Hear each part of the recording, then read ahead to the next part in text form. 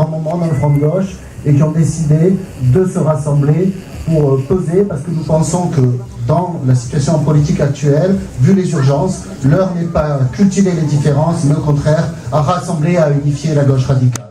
Ces organisations sont la phase, la gauche unitaire, la gauche anticapitaliste dont je fais partie, les alternatifs, ainsi que des citoyens membres du front de gauche ou qui se reconnaissent dans le front de gauche et qui n'ont pas encore de parti.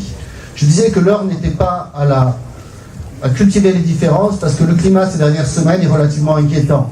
Il est inquiétant parce que élection partielle après élection partielle, la nouveauté, c'est que le Front National progresse encore. Alors on peut toujours trouver les raisons locales, l'abstention massive, le désintérêt pour les élections, mais quand même 8 élections partielles, 8 percées du Front National, et la dernière fois le score dans une région qui n'est pas un terreau habituel du Front National à Villeneuve-sur-Lot, c'est inquiétant.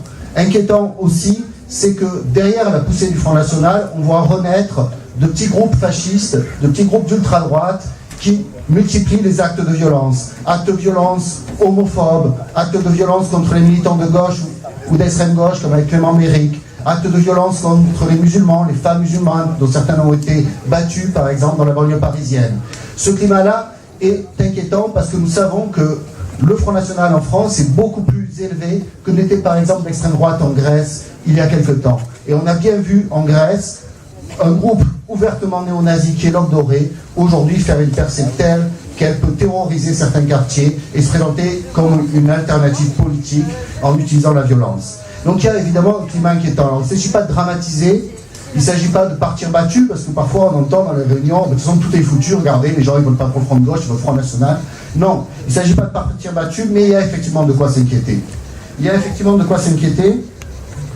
Mais la réponse n'est pas celle qu'on nous propose. Quelles sont les deux réponses qui nous sont données dans les médias sur cette montée du Front National? La première réponse, c'est le Front républicain. Le Front républicain, ça voudrait dire qu'il faudrait aller voter pour une droite qui, depuis 5 ans, ne cesse de courir après l'extrême droite, depuis 5 ans, n'a cessé de légitimer toutes les idées nauséabondes de l'extrême droite.